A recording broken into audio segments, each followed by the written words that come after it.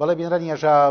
بۆ وەرگرتنی زانیاریەکان و شرۆڤەکردنی ئەو ڕەوشەی کە ئێستاکە لە هەرێمی مەتینا بە تایبەتی هەیە. بەڕێز عەلی کەریمی سیاسەتمەدار و چاودێرمان لەگەڵدا. بەڕێز کەریمی ئەم کاتتان باش. ژیانتان باش و سڵاو بۆ خۆت و بینەرانی بەڕێزی ئاریان تیڤی. زۆر سپاسان دەکەم. بەڕێز کەریمی، ڕۆژانە پلانە داگیرکاریەکانی دەوڵەتی تورکیا لەسەر خاچی کوردستان دەبینین. لە ئێستادا قۆناغی هەڵگیرسانی شەڕی کورد بە کورد بەڕێوە دەبرێت. خوێنەوەتان بۆ ئەم ڕووداوەی ئەمڕۆی مەتینا بە تایبەتی چۆنە و لێکدانەوەتان بۆ ڕەوشەکە بە گشتی لە چییە؟ وڵا حقیقەت ئەوەیە کە لێکدانەوە لەسەر ئەو وەزعی کە لە باشووراتۆتە گۆڕێ ماوەیە کە هەر قەدەری ئەو لای هەر لەو تەلەڤیزۆنەی جەنابتان و یەک دوو تەلەڤیزۆنی دیکەش کاتێک مەسەلەی هەفتاین و گارا و ئاڤشین و شتیوا بوو ئێمە قسەمان کرد و باسی ئەومان کرد کە پیلانێکی گەورە لەلایەن تورکیاوە بەڕێگاوەیە بەداخەوە تورکیا وەکو دەوڵەتێکی داگیرکەری دەرەوەی عێراق بە تاقی تەنیا ناتوانێت بە تەنیا ناتوانێت ئامانجەکانی لە باشووری کوردستان بپێچێ. دیارە ئەوان بیانوویەکیان دیوەتەوە ئەوش مەسەلەی پەکەکەیە کە بەڕێی من ئەگەر دڵسۆزانی هەرێمی کوردستان دەسەڵاتدارانی هەرێمی کوردستان واقعەن ئەگەر دەفکری ئەوەیدان کە کۆیلایەتی دەوڵەتێکی داگیرکەری وەکو تورکیا ناکەن زۆر سادەترە، ڕێگای تری هەیە، ڕێگای گفتوگۆ هەیە لەگەڵ برادرانی پەکەکە و دەکرا ئەو بە شێوەیەکی دیکە قسە بکەین. بەڵام هەروەکو چەندین جار دووپاتما کردوتەوە مەسەلە مەبەستی تورکیا پەکەکە نییە، پەکەکە بیانوویەکە لەنا ئەگەر ئەوە بێت خۆ زۆر ڕاحەت دەکرێت کە ئەتۆ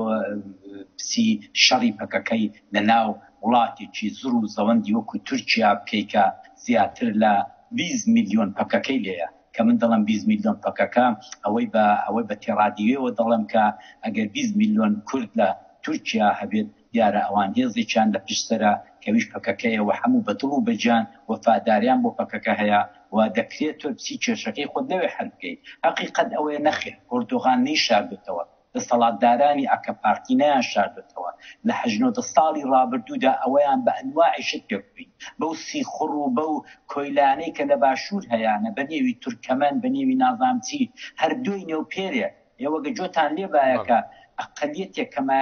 کەمایەتێکی بچووک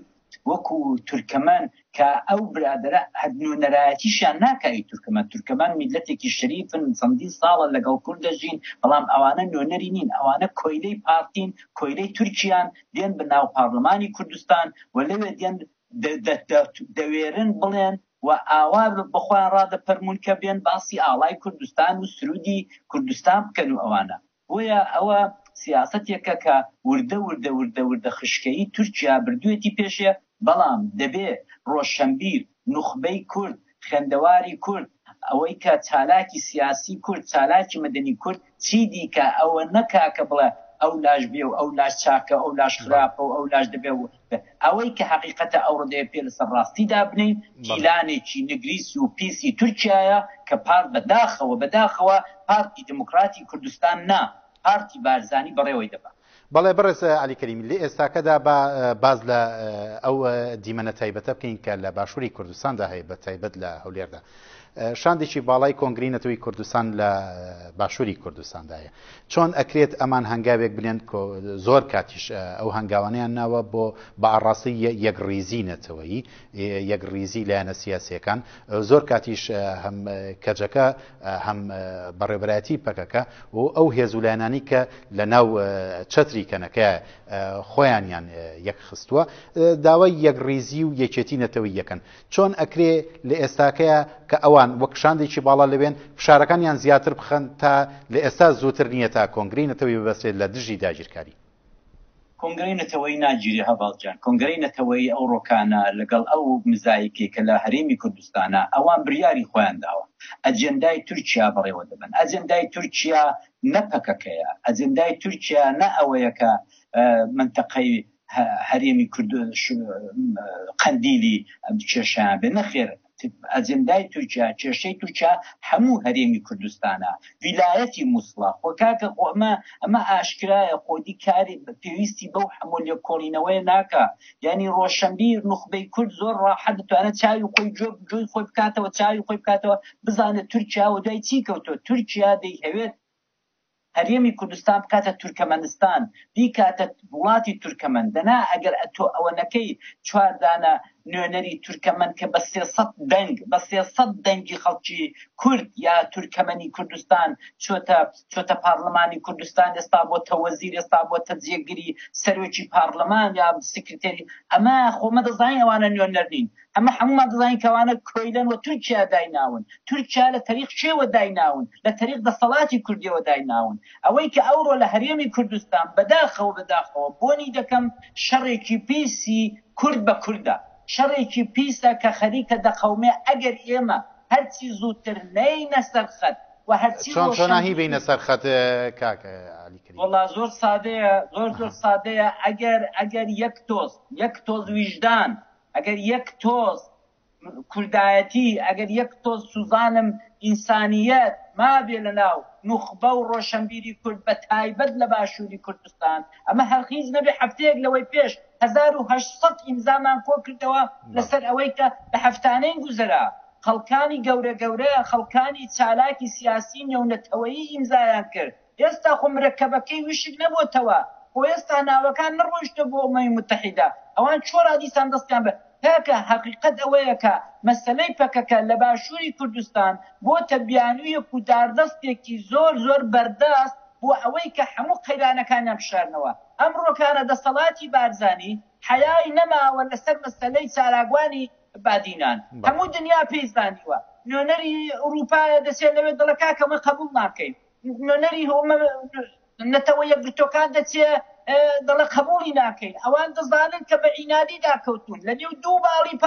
بارزانیدا یەک دڵە کاکە عیبە یەک دڵە نەکەن ئەوە قسەیە و کردومە و قسەی پیاوانە و نامە خوارێ لە کەری شەیتانی ئەمە حقیقەتێکە ئەمڕۆ باشووری کوردستان بە ئاگرێکی پیسی چەند منداڵە ورکە دەسووتێ خەریکە هەمومان پێک هەڵدەپڕژەین ئەگەر شەڕی پەکەکە و پارتی دەست پێ بکە هیچ کەس لە ئەماندا نامێنێ ئەوەیان قەول پێ دەدەم وەکو چۆن شەڕەکانی پێش و 4-5 ساڵ لەسەر یەک ماڵ و منداڵی کوردی سووتاند و هەموو بەربوومەکەی کرد بە دووکەڵ ئەمجار خراتر دەبێت چونکە ئەوجار دەوڵەتانی لەسەر خەتن ئێستا دەوڵەتی تورکیا بە ئاشکرا ئوردوغان دەڵێ ئەمن پشتی تورکمەنی خۆم بەرنادەم لە باشوور باشە بڕێز عەلیکەریمی ئەوە بابەتەمان زانی کە تورکیا پشتی تورکمانەکان ئەگرێت وەکو پێگاتێک لە خاچی عێراقا یا لە باشووری کوردستانە بەڵام قسە و باسێک هەبوو لە ڕۆژانی ڕابردووە تەنانەت ئەوەی کە زۆر ببووە ڕۆژەب کە خاک لەوێ فرۆشتراوە یعنی جۆرێک لەوە هەبوو کە سەرقونسڵی تورکیا ڕۆیشتبووە پەرلەمانی کوردستان گلەی ئەوەی کردبوو کە نابێ ناڕزایەتیە بێ لە بەرامبەر بە بڕینی دارەکان یا ئەوە چکە ئەو دارانە لە خاچی تورکیا یعنی ئەو لێرەشە خاک فرۆشتراوە ئەمە چۆن چارەسەرەکرێ من ئەوم زۆر پێسەیر نییە چونکە حقیقەت ئەوەیە کاکەجان وەختێک لایەن اقتصادێکەوە شەڕەف دەفرۆشتێت نیشتیمان دەفرۆشتێت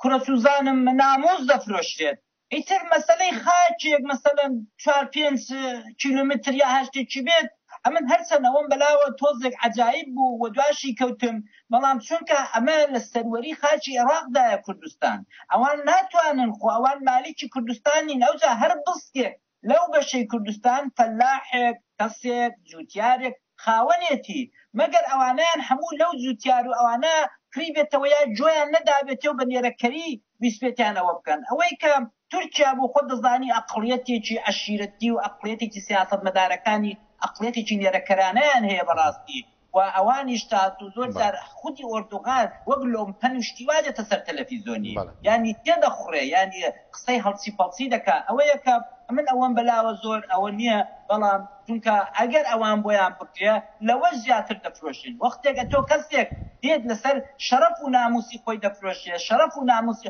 ئەتۆ وەرە سەیر کە ئەو کادر و ئەندامانی سەرکردایەتیان ئەو دوو ڕۆژێ ئەوڕۆ لە بەیانەوە بە دوینەوە ئەوەی کە دێنە سەر تەلەڤیزۆنی قسە دەکەن لەسەر ئەوەی کە ئەدهەم بارزانی ئامۆزای مەسعود بارزانی چۆتە چۆ هەزار قسە دەکەن هەزار ئەوە دەکەن ینی خەیرانەکە لەوە گەورەترە خەیرانەکە لەوە گەورەترە کە کێشەی هەرێمی کوردستان پەکەکە بێت کێشەی هەرێمی کوردستان مەعاشە ئازادی ڕادەبڕینە کوڕە زمان بڕینە کوڕە قەیرانی ناوخۆیانە ئەوە تا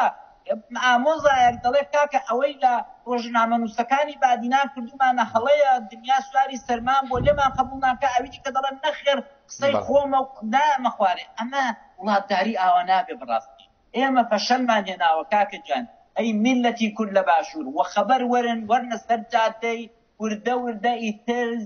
کەسایەتیتان دێتە ژێر سوال و ژێر پرسیار ئەگەر ئەوڕۆ ئێوە لە سلەیمانی لە هەولێر و لە بادینان بێدەنگ بن لەسەر ئەوەی ئیتر خەڵک وردە وردە بەقاتان پێ ناکە خەڵک پێتان دەڵێ لەولای دەڵێت تەواوی ئەهەمیەت و خەتەواوی شتی بە خەڵکی باشوور بۆتە مەعاش ینی وردە خەڵک ئەو گەورەیەی کە جاران باسی خەڵکی باشوور و سلەیمانی و ئازادی خواز و ڕۆشنبیرانیان دەکرد وردە لەوەی دێتە خوارێ بە میلەتێکی مەسرەفی بە میلەتێکی ئەوە دێتە خوارێکە ملکەتی دەسەڵات بوون ئێوە ملکەتی سەدام نەبوون ئێوە ملکەتی دیکتاتۆرەکانی پێشخۆتان نەبوون ئێستا چۆنە ملکەتی پارە و پۆست و پوڵ ئەمن کە دەڵێ میلەت مەبەستم بەز ڕۆشنبیر و نوخبەیە دەنا میلەت گوناحی نییە میلەت ئەشهدوبیلا میلەتێکی شەریف و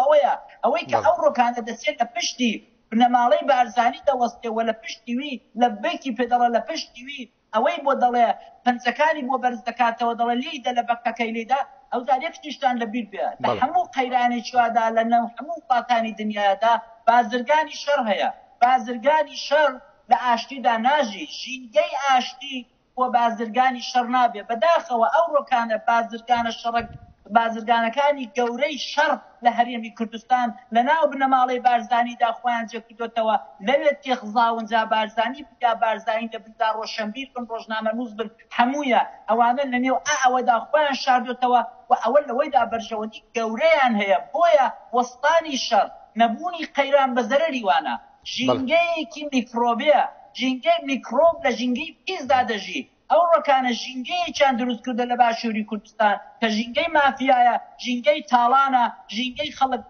سەرکوتکردنە ژینگەی زمانبڕینە بۆیە دەبێ ئەو ڕۆکانە نوخبە ڕۆشنبیر چالاک سیاسە ئەسا ئەو هەیبە سەدودە پارلەمان لێوە دانیشت بەڕێی من هەر ئەو ڕۆکانە هەر سەدودەکەی قالە دەمچنەوە ماڵەیە زۆر عیبە دوێنێ پێر سەرۆکی پارلەمانی باشووری کوردستان هەموو شتێک داوەشاوە سەرۆکی پارلەمانی کوردستان دەڵێ نە ئاگام لە نەوتە نە ئاگام لە مەعاشە ئەی خانم جان تۆ لەوێ کارێ ئەدی بۆ لەوەی